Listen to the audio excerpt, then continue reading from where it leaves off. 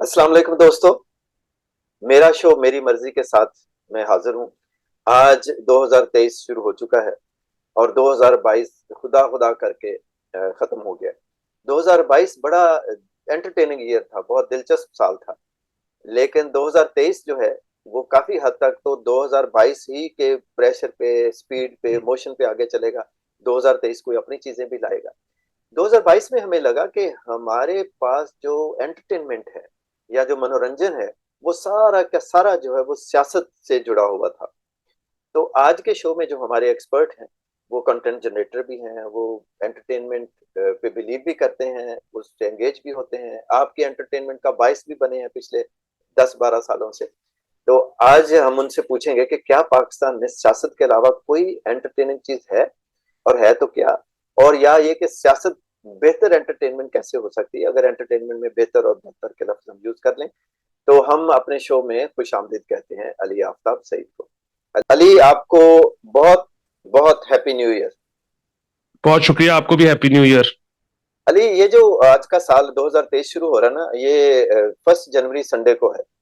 पिछले 10-12 सालों में 2012 में भी 1 जनवरी संडे को थी, 2017 में भी थी। अब इनका कोई आपस में कनेक्शन है भी और नहीं भी है। तो मेरा पहला सवाल, जो कि बहुत ही ट्रिवियल भी हो सकता है और बहुत वो सूफियाना भी हो सकता है, कि अगर पीछे जाके आप 2012 और 2017 में से एक साल पिक करें कि जिसको आपने रीलिव करना है या उसमें कुछ रीडू करनी है चीजें, तो वो कौन सा करेंगे? 2012। मैंने बिलाल से ये सवाल पूछा था, जो हमारे प्रोड्यूसर हैं। हम तीनों एक पेज पे हैं और मेरा ख्याल है कि अगले 20-25 मिनट इस प्रोग्राम में हम एक ही पेज पे रहेंगे, क्योंकि नहीं, मैंने वो ये उसकी सवाल। बड़ी हाँ। ऑब्वियस सी वजह है ना। उसकी वजह ये है कि क्योंकि आपने ऑप्शंस 2 सालों की दी थी, हाँ जी तो जी। उसमें जो साल ज्यादा पहले का है आप उसमें चले जाओगे तो शायद कुछ मजीद चीजें खराब होने से बचा सकते हो। ऐसा भी है।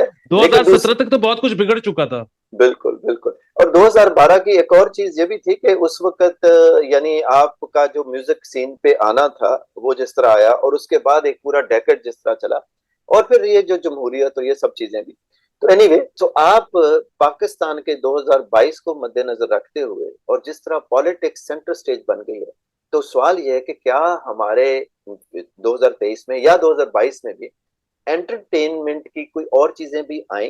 क्या और कोई चीजें एंटरटेनिंग थी? क्योंकि ये तो नहीं हो सकता कि नहीं होगी, क्या उस पे हो सकता है कैमरा ना गया हो? अ, तारीखी पस मंजर अगर देखें ना, तो वो जिस तरह पाकिस्तान में गाड़ियां मिल जाती हैं इंपोर्टेड, तो कभी हमने बनाने की कोशिश ही नहीं की।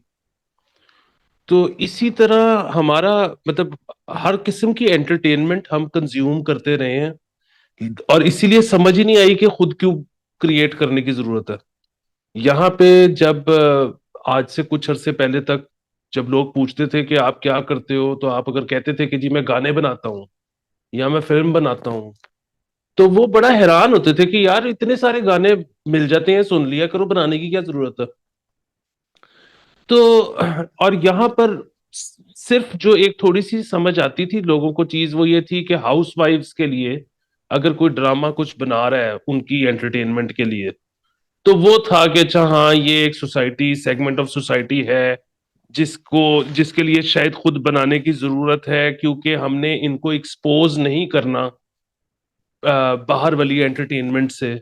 और ये टीवी जो है ये क्योंकि लोगों के घरों के अंदर रसाई है इसकी, तो वो ठीक है, ये ड्रामा आप बना लो, बाकी कुछ भी बनाने की जरूरत नहीं है। अच्छा, इसी वजह से फिर पाकिस्तान में वो उस किस्म का आप देखें स्टार कल्चर भी नहीं था कभी भी।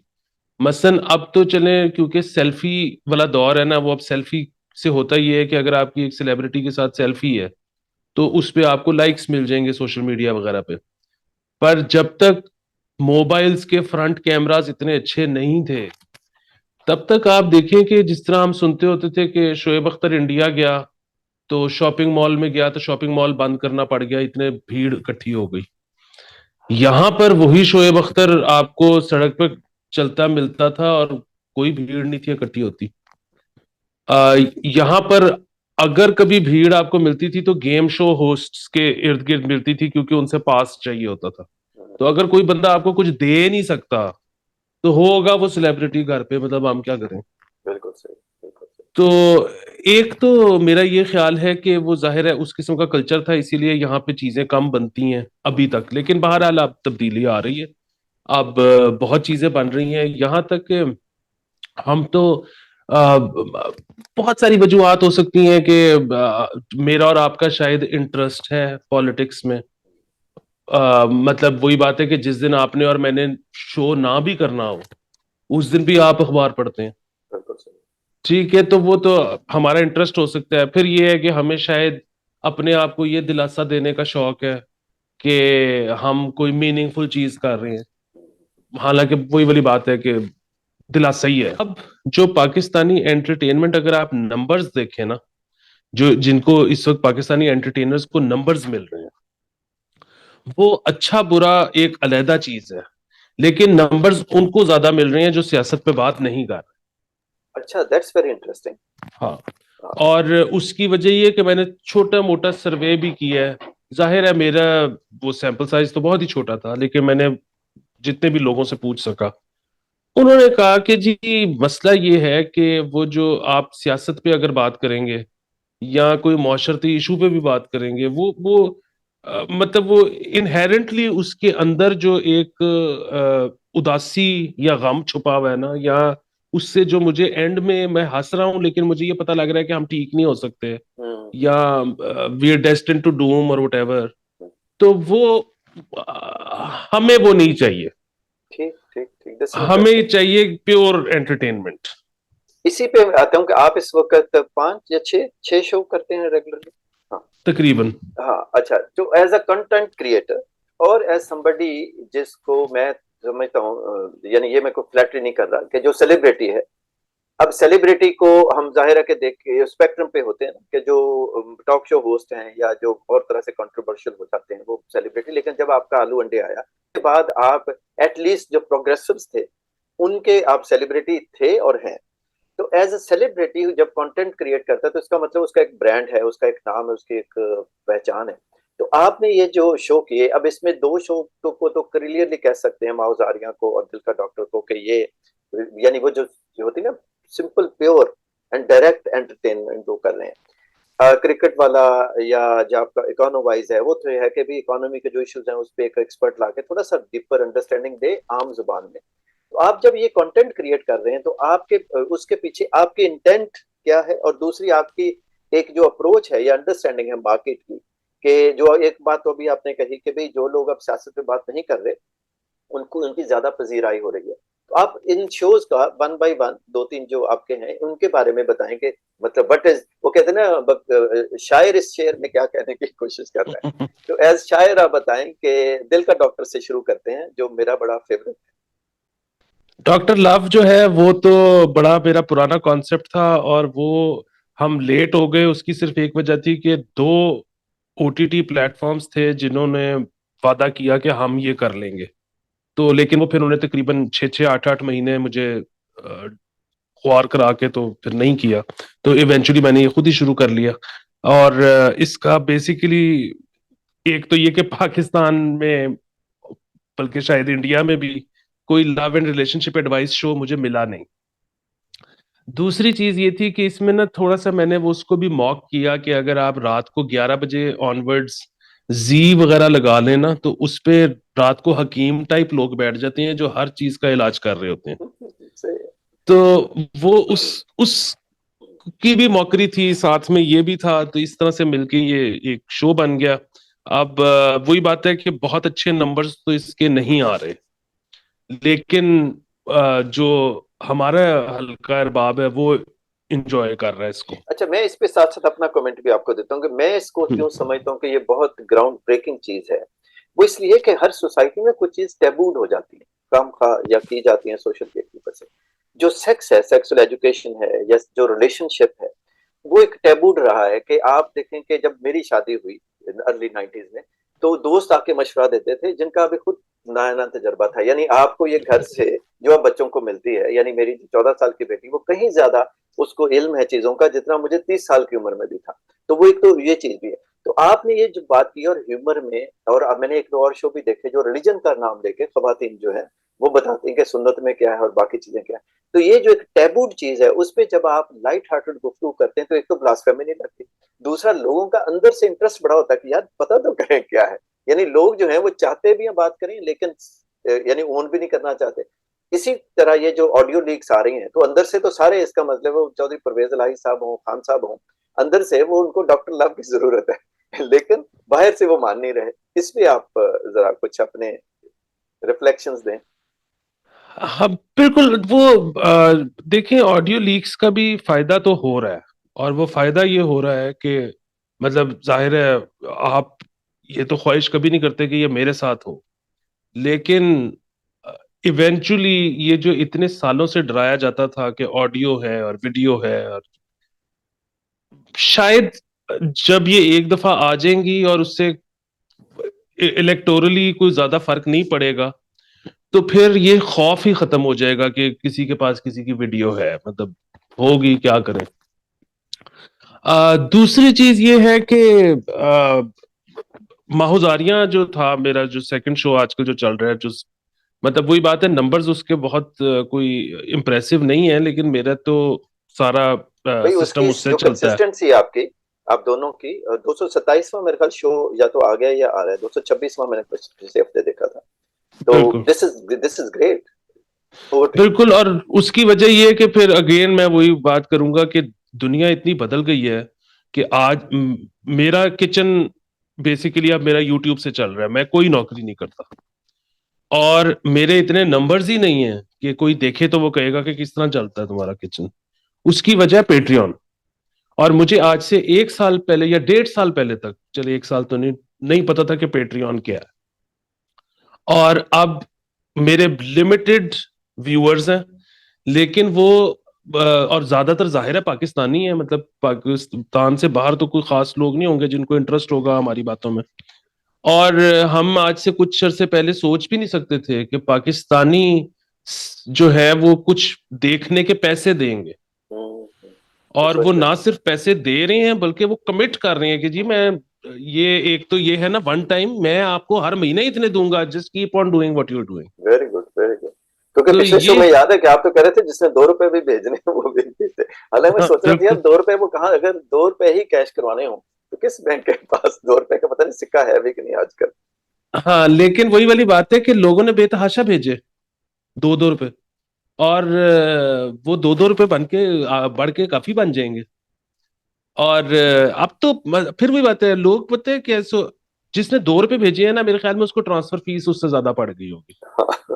आपको क्या लगता है कि इस वक्त ये ऐसा वो कहते हैं ना कि ऑटोमेटिकली ये पॉलिटिकल क्वेश्चन बन रहा है, लेकिन है इसका ताल्लुक एंटरटेनमेंट से ही, क्योंकि इस वक्त सारे लोग, जो फौज भी है और जो पीटीआई भी है और जो पीडीएम भी है, वो कंटेंट जनरेट भी कर रहे हैं और उस कंटेंट जनरेशन के शिकार भी हो रहे हैं। यानी जो कंटेंट उनका दूसरों के पास है, लीक्स वगैरह का। इस वक्त आपके ख्याल में सबसे ज्यादा गंद में कौन फंसा हुआ है? आउट ऑफ फोर, जुडिशरी, पाक फौज, पीटीआई एंड अदर्स, यानी पीडीएम कह।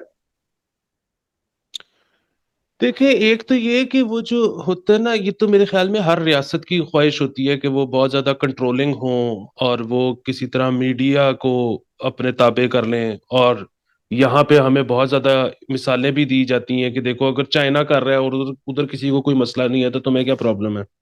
सो मसला ये है कि वो उनके पास पैसे भी तो है ना, वो बिजली पे जिस किस्म की सब्सिडी दे रहे हैं अपने सिटीजन को। तो बात ये है कि अच्छा, सो एक तो जाहिर है जराया अबलाग का फर्क पड़ा है, जिसकी वजह से हम जो कहते हैं ना, अक्सर ये बात होती है कि जी पहले इस्टेब्लिशमेंट के बारे में इतनी खुल के बात नहीं होती थी जितनी आज होती है। ठीक है, उसमें जराया अबलाग का भी फर्क है, लेकिन उसमें एक और बहुत बड़ा फर्क है। वो ये है कि इस्टेब्लिशमेंट भी वीक हो रही है ना, और वो वीक क्यों हो रही है? क्योंकि उसके पास भी पैसे खत्म हो गए। बेसिकली मुल्क के पास पैसे हैं ही नहीं, तो वो उसको जो भी कंट्रोल कर रहा है उसका भी तो पाया छोटा हो गया ना। पहले किसी ना किसी तरह जिस पेट भर रहा था सबका, अब जो भूखे है वो कह रहे हैं यार पकड़ लो फिर। बिल्कुल सही। तो ये इवेंचुअली मतलब यही होना था, क्योंकि हम बहुत ज्यादा सालों से ये कह रहे थे कि लोगों का जो ये ख्याल था ना, ये मुल्क ऐसा है और ऐसे ही चलता रहेगा, तो इसको ठीक करना पड़ेगा वरना ये खराबी की तरफ जाएगा। जो हमारी पुरानी पॉलिटिकल पार्टीज है ना, उनका कंटेंट नहीं चल रहा। उनके कंटेंट की स्ट्रेंथ नहीं है, या उनकी जो कहते हैं डिस्प्ले या मार्केटिंग स्ट्रेटजी या डिसेमिनेशन ठीक नहीं? सो उनका असल में पार्टीज का जो फंडामेंटल जो एक स्ट्रक्चर है ना, लोग उसके साथ अब एसोसिएट नहीं करते। सो अब वो अच्छा, वैसे तो फिर वही बात है, मैंने अभी तक देखा भी नहीं अच्छा कंटेंट, लेकिन मेरा ये ख्याल है कि वो अब अच्छा कंटेंट भी देंगे तो वो नहीं चलेगा। यानी बेसिकली तो अगर इसको देखें, ट्रिवियल से एक एग्जांपल है कि दो जो लोग हैं जो कि अपना जो है वो अ, छोले और नान हलीम बेच रहे हैं, और एक का बहुत चल रहा है और इतना जायकेदार भी नहीं, और दूसरे कह रहे नहीं हमारा बहुत जायकेदार है, लेकिन कोई आ ही नहीं रहा। तो असल में तो ये कि जो प्रोडक्ट है वो कहीं बिक ही नहीं रही, पहुंच ही नहीं रही। बिकने का तो चलो फिर है ना कि, लेकिन वो उसकी यानी कि एक सोशल एक्सेप्टेंस भी नहीं हो रही, उससे लोग एंगेज ही नहीं हो रहे। तो ये बहुत I think very insightful analysis आपका। अच्छा, अब आप आते हैं कि ये जो एंटरटेनमेंट की दूसरी फॉर्म जो म्यूजिक है, आपने म्यूजिक जनरेट किया, आप करते रहे, बहुत सारे म्यूजिक जनरेशन का आप हिस्सा भी हैं। आप जाती तौर पे जरा आपकी जातियात पे आते हैं, इससे पहले कि आपकी ऑडियो लीक से हमें पता चले कि आपका अगला गाना आ रहा है तो हम आपसे वैसे ही पूछ लेते हैं कि अभी आप म्यूजिक में क्या, इस साल के 2023 के क्या इरादे हैं, क्या ख्वाहिशें हैं? मेरे तो खैर इरादे, एक एल्बम मेरी थी जो कि पिछले साल आनी थी लेकिन नहीं आ सकी, क्योंकि वो बस उसकी फिनिशिंग है, आपको पता है वो मिक्स मास्टर होने हैं और कुछ जगहों पे कुछ हारमोनीज होनी है, इस किस्म की चीजें हैं। बाकी वो तैयार एल्बम है, वो पिछले साल सुस्ती की वजह से नहीं आ सकी, इस साल वो आ जाएगी। लेकिन फिर वही बात है कि मैं तो, क्योंकि मुझे शौक है म्यूजिक का, मैं करता रहता हूँ। और मैं मतलब बहुत ज्यादा रेगुलर इसलिए नहीं कर पाता क्योंकि वो मेरा जरिया मुआश नहीं है। तो जाहिर है फिर आप जिस चीज से पैसे ना आते हो जरा मुश्किल होती है। लेकिन अदरवाइज पाकिस्तान का सीन मुझे लग रहा है कि पाकिस्तान ग्लोबल जो है ना सीन में आता जा रहा है और मजीद आएगा। और शुरू में हमें समझ नहीं आती थी इलेक्ट्रॉनिक म्यूजिक की, लेकिन इलेक्ट्रॉनिक म्यूजिक जो है उसने पाकिस्तान को इनेबल किया।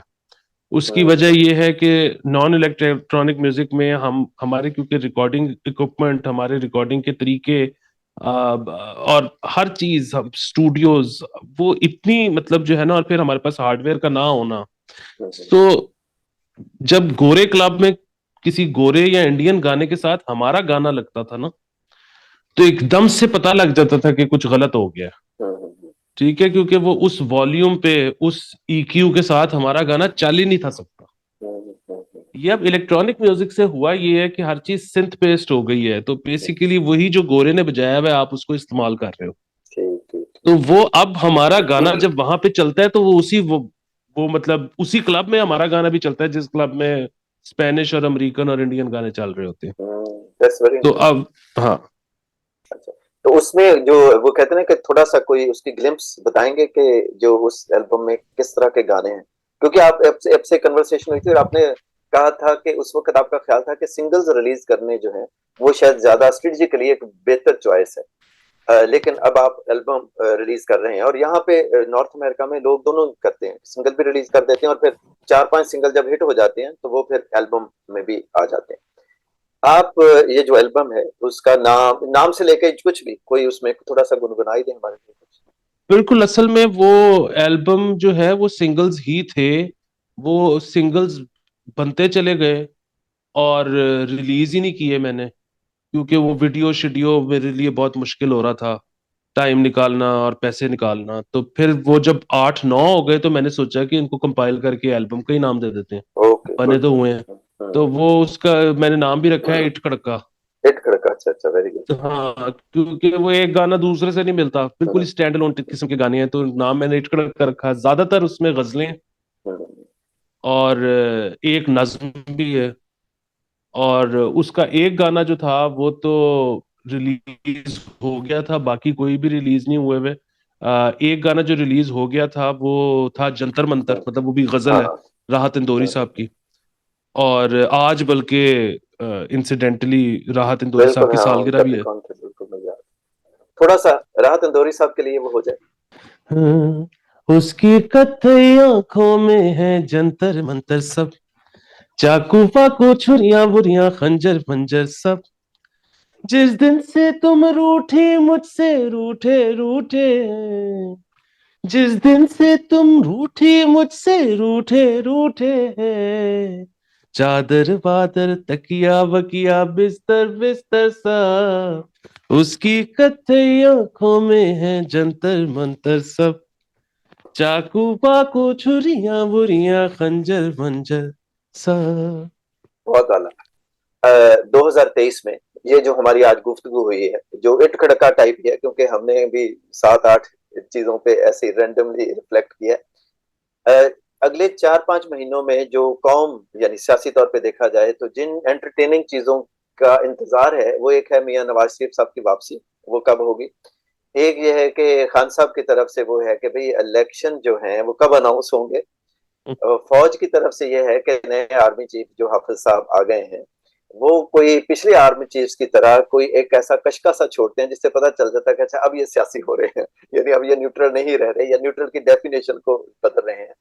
और इसके अलावा यानी जो ये जो इलेक्शन वगैरह से हट के जो पाकिस्तान की आईएमएफ से, इकोनॉमी से, इससे उधार उससे उधार मांगने में, ये भी एक एंटरटेनमेंट है कि पाकिस्तान दिवालिया कब होता है।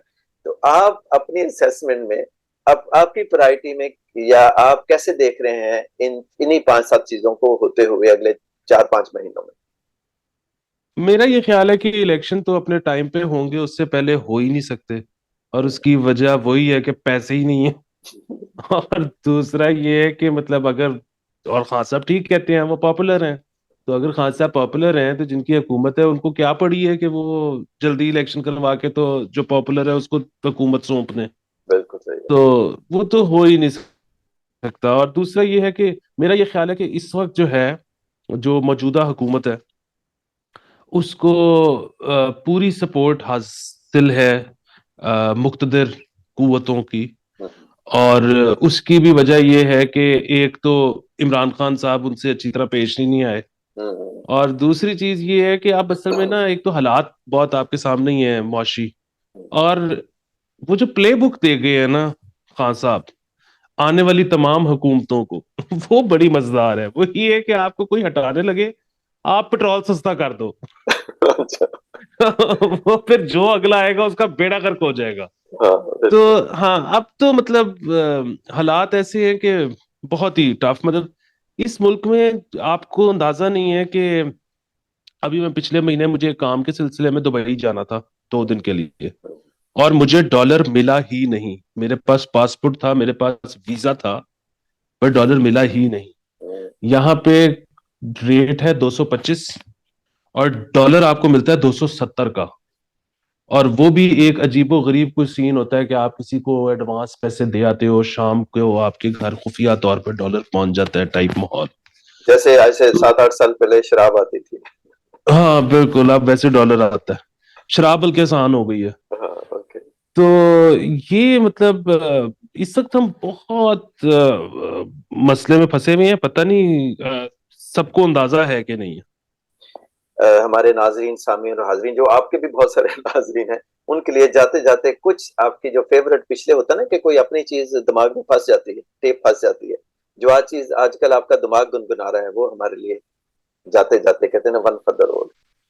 बिल्कुल कि सही। मेरा ये पागलपन है, ना जाने क्या जीना इस बेचैनी में है बेवजह, तेरे दिन और मेरी रातें, मेरे साथ ये तेरी बातें, लम्हा लम्हा जीता हूं मैं, तेरे दिन और मेरी रातें।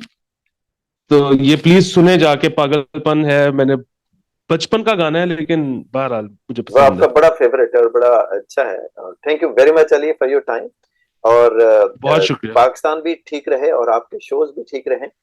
और मैं जल्दी ही पाकिस्तान आ रहा हूँ, आपसे मुलाकात का मुतमन्नी हूँ। मैंने भी 1-2 गाने आपके लिए लिखे हुए हैं, और एक गाना था जिसमें एक लफ्ज था फुद्दू खाता। अब वो फुद्दू खाता जो है उसकी सोशल कॉनोटेशन ऐसे बुरी सी लगती है, लेकिन अब मरहूम खादम हुसैन साहब ने ऐसी हमारी जो सोशल वोकेबलरी में इजाफा किया कि उसके बाद ये लफ्ज तो बड़ा बिनाइन सा लगता है, लेकिन उसके हाँ लिए। नहीं नहीं, फुद्दू तो बिल्कुल भी बुरा लफ्ज नहीं है। हाँ, लेकिन मैंने फिर बहरहाल एहतियातन उसको ना पीके पीले खाले भी कर दिया था, ताकि असल में तो जो पाकिस्तान में डॉट पीके है ना, मैं सोच रहा था ये क्या है, तो मुझे लगा ये फुद्दू खाता है। तो इसलिए, लेकिन अभी वो फिर होता है कि ये क्रिएटिव सीट पे तो आप होंगे कि अगर आप अगर फुद्दू खाता बेहतर समझेंगे तो वो कर लें, पिंडी खाता समझेंगे वो कर लें, पीले खाले समझ लें, मेरा नहीं, काम है कि आपको ऑप्शन देना। मुझे फुद्दू खाते से बिल्कुल कोई मसला नहीं है। चले, उसकी लाइन है कि पूरी कौम दा इको नारा फुद्दू खाता सिस्टम सारा।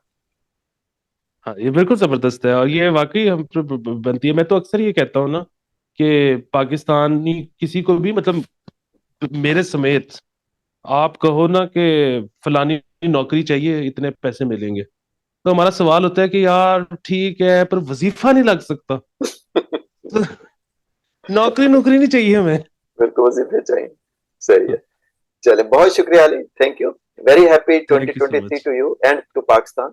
और खुदा करे, आमीन। क्योंकि अब लगता है खुदा को ही कुछ करना पड़ेगा कि हाँ, ये क्रिकेट बिल्कुल। मैच की तरह भी यही है कि पाकिस्तान दिवालिया ना हो, मियां साहब भी आ जाएं, इलेक्शन अक्टूबर में ही हो, और फौज अच्छा, जो है मैं वो वैसे कोई जरा। बहुत ज्यादा एक्साइटेड नहीं हूँ मियाँ साहब के आने पे, मतलब मुझे क्या फर्क मियां पड़ता है साहब का आए या आना ना भी ना आए। ऐसे ही है जैसे डॉलर का अब नीचे आना है, कि वो खबर देते रहेंगे, डॉक्टर साहब कहेंगे चीजें कंट्रोल में है, लेकिन मियां साहब भी कह रहे हैं यार लंदन में बैठ के क्या जाना है, उधर करना है। तो बहुत शुक्रिया। Thank you. खुदा हाफिज।